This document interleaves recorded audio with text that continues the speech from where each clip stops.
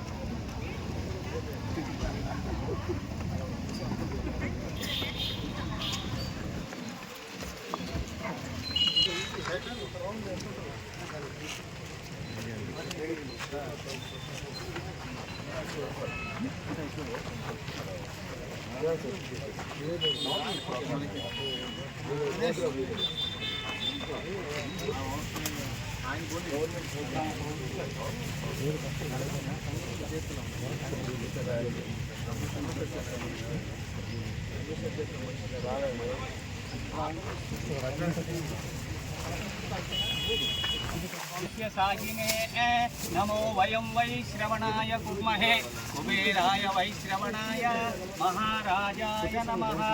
ओम तत्सर्वं ओम तत्सत्यं ओम तत्पुरोन्नमः. కొట్టండి కొట్టండి తర్వాత జ్యోతి ఆ ఎలిగించు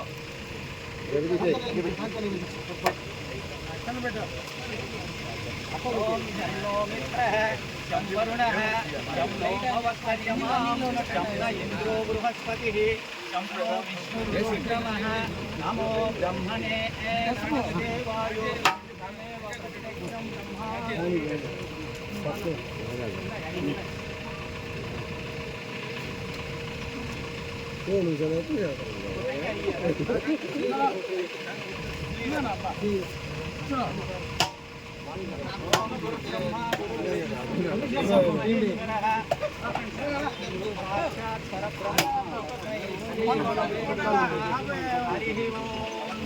సిఏ గారికి ఎక్కువ టెంకాయ వచ్చింది దేవుడికి కాలేదు.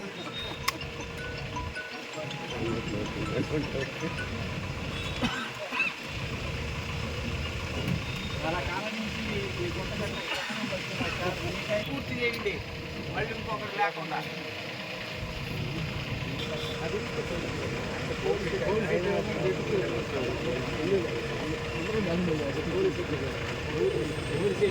దానం చేశాను ఆయన దగ్గర రాజా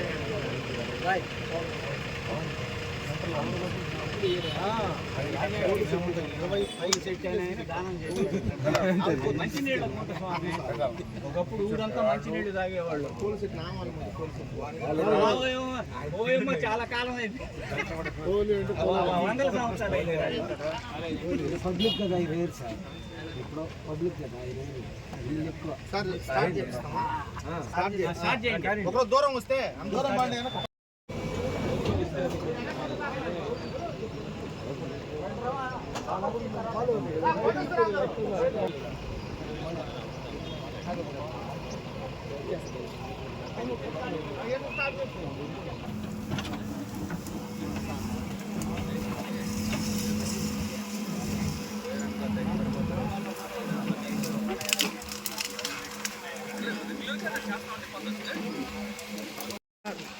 పెట్టి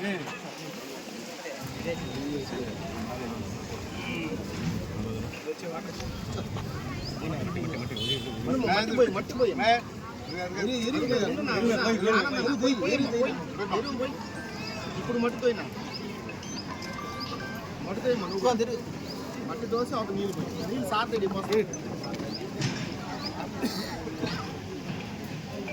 తర్వాత దక్క దక్క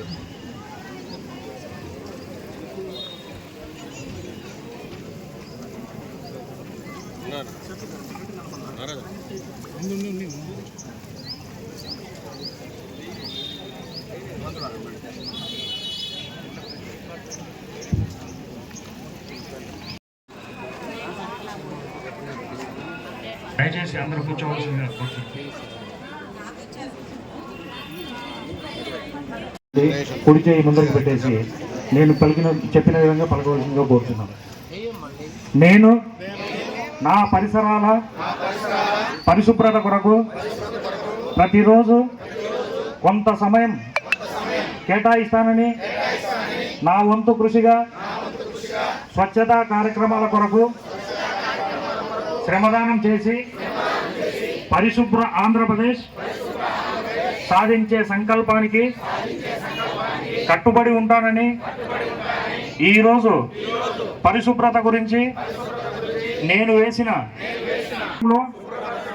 సహాయం చేస్తుందని నమ్ముతూ ఈ రోజు నుండి నా తోటి వారికి కూడా స్వచ్ఛతపై మరియు పచ్చదనం పెంపొందించుటకు అలాగే గ్రీన్ ఎనర్జీపై అవగాహన కల్పించే దిశగా ప్రయత్నిస్తానని మన ఆంధ్రప్రదేశ్ను స్వచ్ఛ ఆంధ్రప్రదేశ్గా తీర్చిదిద్దేటట్లు నా వంతు కృషి చేస్తానని ప్రమాణం చేస్తున్నాను. Thank you. నిర్వహణ సంస్థ వారు కొన్ని సూచనలు చేసి ఉన్నారు. వాటి ప్రకారం వడదెబ్బ లక్షణాలు వచ్చేసి తలనొప్పి, తల తిరగడం, తీవ్రమైన జ్వరం కలిగి ఉండడం, మత్తు నిద్ర, ఫిట్స్, పాక్షిక లేదా పూర్తి అపస్మారక స్థితి ఉంటాయి. వీటి నుండి కాపాడుకోవడానికి స్థానిక వాతావరణం సమాచారం తెలుసుకుంటూ అప్రమత్తంగా ఉండాలి. టీవీలు, రేడియోలు చూస్తూ వార్తలు, పత్రికలు చదివి మనకి టెంపరేచర్ ఎంత ఉంది, మన ఎండ శాతం ఎంత ఉండేది తెలుసుకుంటుండాలి. అలాగే తలకి టోపీ పెట్టుకోవాలి, రుమాలు కట్టుకోవాలి. తెలుపు రంగు గల కాటన్ వస్త్రాలను మాత్రమే ధరించండి. మీ కళ్ళ రక్షణ కోసం సన్ గ్లాసెస్ ఉపయోగించండి. వీలైనంత వరకు ఇంట్లో ఉండడానికే ప్రయత్నించండి. దాహం వేయకపోయినా తరచుగా నీటిని తాగండి. ఉప్పు కలిపిన మజ్జిగ, గ్లూకోజ్, ఓఆర్ఎస్ కలిపిన నీటిని తాగవచ్చును. అలాగే వడదెబ్బకు గురైన వారు సాధారణ స్థితికి రానిచో దగ్గరలోని ప్రాథమిక ఆరోగ్య కేంద్రానికి తరలించాలి. ఎండలో నుంచి వచ్చిన వెంటనే నీరు కానీ నిమ్మరసం కానీ కొబ్బరి నీరు కానీ తాగాలి. తీవ్రమైన ఎండలో బయటకు వచ్చినప్పుడు తల తిరుగుట, వాంతులు, ఇతర అనారోగ్య సమస్యలు ఏర్పడితే వెంటనే దగ్గరలోని వైద్యుని సంప్రదించవలసిందిగా కోరడమైనది. ఇంటి వాతావరణం చల్లగా ఉంచుకోండి. ఫ్యాన్ వాడండి. చల్లని నీరు స్నానం చేయండి. తక్కువ ఖర్చుతో కూడిన చల్లదనం కోసం ఇంటిపై కప్పులపై మొక్కలను కుండీలో పెంచండి. తక్కువ ఖర్చుతో కూడినటువంటి ఇంటి పైకప్పులపై వైట్ పెయింట్ కూడా వేయవలసిందిగా కోరుతున్నాం. అలాగే cool roof technology, cross ventilation, thermocol, insulation వంటివి ఉపయోగించాలి. మేడపైన మొక్కలు, ఇంట్లోని మొక్కలు భవనాన్ని చల్లగా ఉంచుతాయి. అదేవిధంగా ఉష్ణతాపాన్ని తగ్గిస్తాయి. కావున దయచేసి ఈ సూచనలన్నిటినీ పాటించవలసిందిగా కోరుచున్నాము. స్వచ్ఛాంధ్ర ముఖ్యంగా మహిళలకు చెప్పాల్సిన విషయం అన్నమాట ఇది. అంటే మనం ఇంట్లో జనరల్గా మీరందరూ కూడా రోజు శుభ్రత పాటిస్తూ ఉంటారు. ఉదయాన్నే ఊడవటం అనేది, తీసుకెళ్ళి ఆ యొక్క చెత్తని, చెదారాన్ని దూరంగా వేయడం అనేది చేస్తూ ఉంటారు. అదే మనం చేయాలి. ప్రతిరోజు కూడా కొంత సమయాన్ని ఈ పరిశుభ్రత కోసం పాటించాలి. ఒకవేళ చేయకపోతే రకరకాలైన వ్యాధులు అనేది మన చుట్టూ ముడుతూ ఉంటాయి. మన పిల్లలకు కూడా రకరకాల వ్యాధులు పడే అవకాశం ఉంటుంది. ఎందుకంటే మనం వేస్టేజ్ అంతా, మన ఇంట్లో ఉన్నటువంటి వేస్టేజ్ అంటే ఆహార పదార్థాలు, చెడిపోయినటువంటి పదార్థాలు, పండ్లు పదార్థాలు ఏవైనా సరే, ఇంట్లో ఉన్నటువంటి చెత్త కానీ, బూజు కానీ, ఏదైనా సరే, ఊడ్చినప్పుడు వచ్చేటువంటి చెత్త కానీ, ఇవన్నిటిని తీసుకుపోయి మనం ఏం చేస్తుంటామంటే జాగ్రత్తగా దూరంగా ఎక్కడన్నా మున్సిపల్ వాళ్ళు వస్తారు. వాళ్ళు వచ్చినప్పుడు వాళ్ళది తడి చెత్త, పొడి చెత్త అని వేరు చేసేసి దాన్ని విడిగా దానికి ఇమీడియట్గా చేయాలి. అలా కాకుండా కొంతమంది ఏం చేస్తారంటే మన ఇంటి ముందు బాగుంది కదా, ఇది తీసుకుపోయి పక్కింటి వాళ్ళు ఎవరు లేనిది చూసేసి ఆ ఇంటికి ముందు దూరంగా ఎక్కడో వాళ్ళ ఇంటి ముందు వేసేసి వస్తాం, మనకు సంబంధం లేదన్నట్టుగా. అక్కడ కొద్ది కొద్దిగా పెరిగిపోయి చాలా పెద్ద చెత్త తయారైపోయి రకరకాలైనటువంటి క్రిమి కీటకాలు అక్కడ ఏర్పడిపోయి అవి మళ్ళీ మనకు వచ్చేసి మనం తినేటువంటి ఆహార పదార్థాల మీద వాలి మనకు కూడా రోగాలు వస్తాయి. కాబట్టి ఎంతో దూరంలో వేసాంలే, మనకి సంబంధం లేదు అనుకోవద్దు. అందరూ కూడా శుభ్రత పాటించండి. పక్కింటోళ్ళైనా మన ఇంటోళ్ళైనా మనకు కూడా వస్తుంది ఆ వ్యాధులు. కాబట్టి దయచేసి శుభ్రత అనేది పాటించండి. ముఖ్యంగా మనం ఈరోజు ఈ యొక్క గుంటకట్టు ఏరియాని స్థానిక శాసనసభ్యుల వారితోని దాన్ని అంతకుముందు గతంలో ఎప్పుడో ఈ యొక్క నడబొడ్డున ఉన్నటువంటి ఈ గుంటకట్టు ప్రాంతం అంతకుముందు పాదచారులతోని ఎక్కువగా వాకర్స్ ఎక్కువగా దీంతో తిరుగుతా చాలా సందడిగా కలకలలాడుతూ ఉండేదంట ఒకప్పుడు. అటువంటి పరిస్థితుల్లో మేము ఈ మధ్య కాలంలో చూడటం ఏంటంటే చాలా కాలం నుంచి నిరుపయోగంగా మారిపోయింది.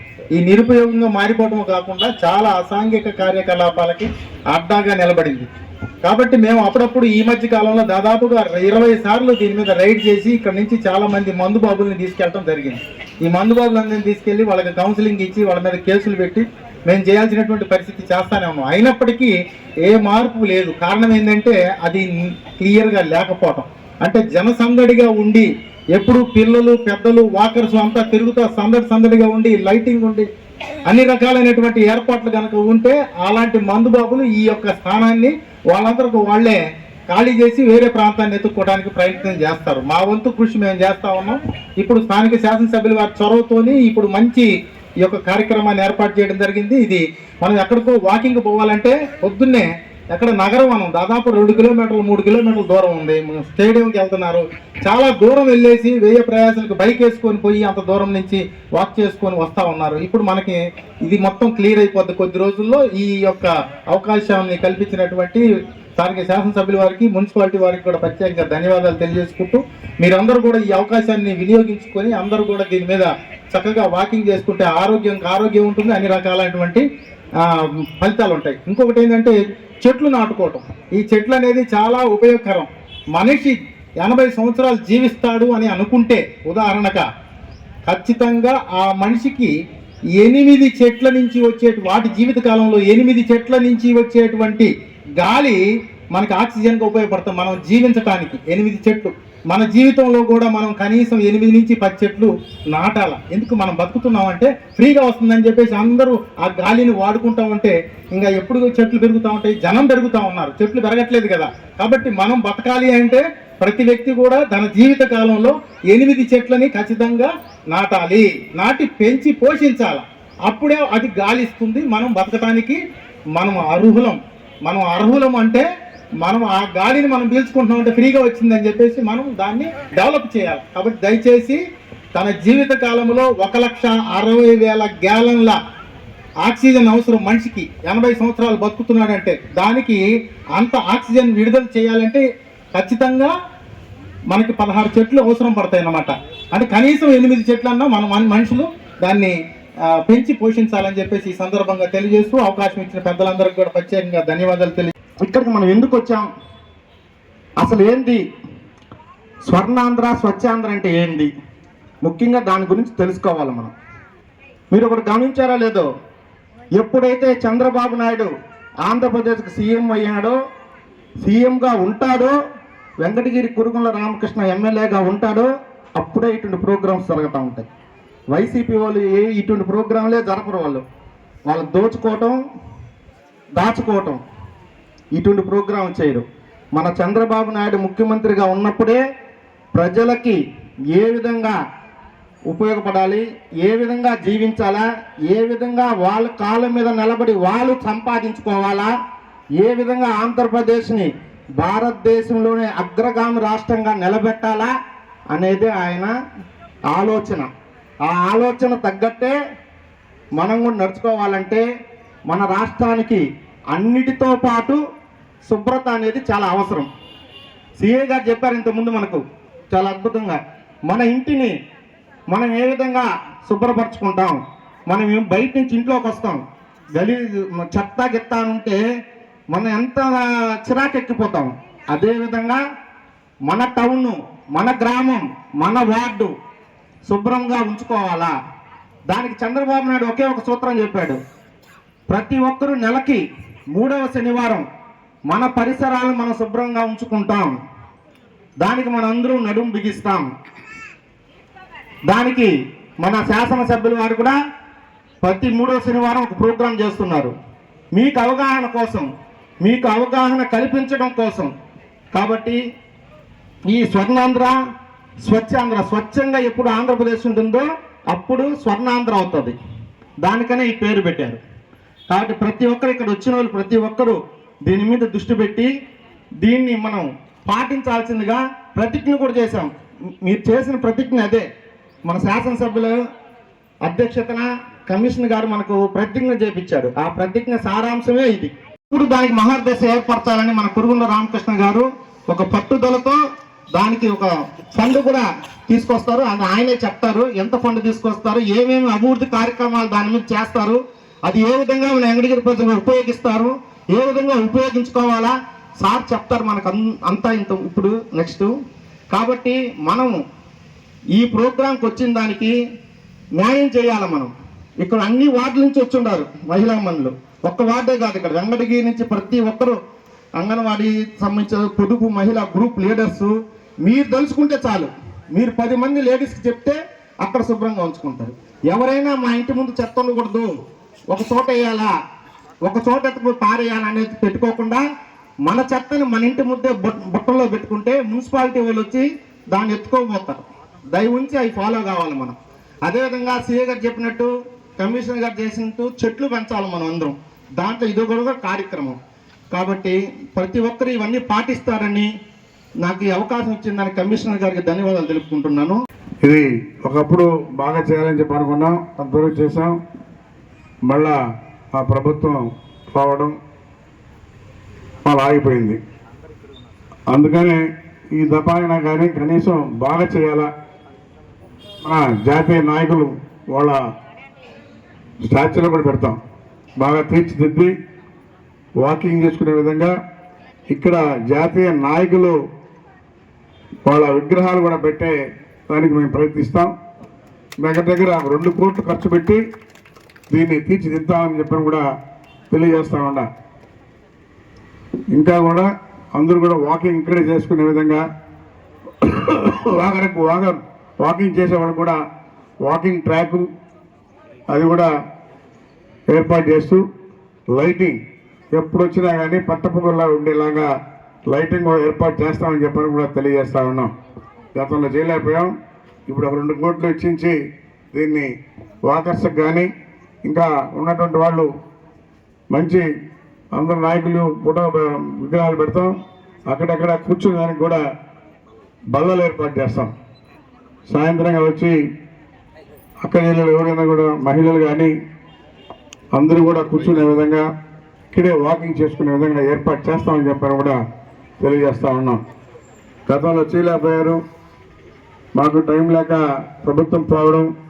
5 సంవత్సరాలు వైసీపీ గవర్నమెంట్ వచ్చినా కానీ వాళ్ళు ఇలాంటి కార్యక్రమాలు ఎక్కడా కూడా చేయలే. అదే ఇప్పుడు సోదరులు చెప్పారు. కాబట్టి ఈ దఫా బ్రహ్మాండంగా దాన్ని తీర్చిదిద్దేదానికి నా వంతు నేను ప్రయత్నం చేస్తానని చెప్పని కూడా తెలియజేస్తూ ఒక 2 కోట్ల రూపాయలు ఖర్చు పెట్టి ఈ విగ్రహాలు అన్నీ కూడా పెడతామని చెప్పని కూడా తెలియజేస్తూ అందరికీ కూడా పేరు పేరున ధన్యవాదాలు చేస్తూ సెలవు తీసుకుంటున్నాను.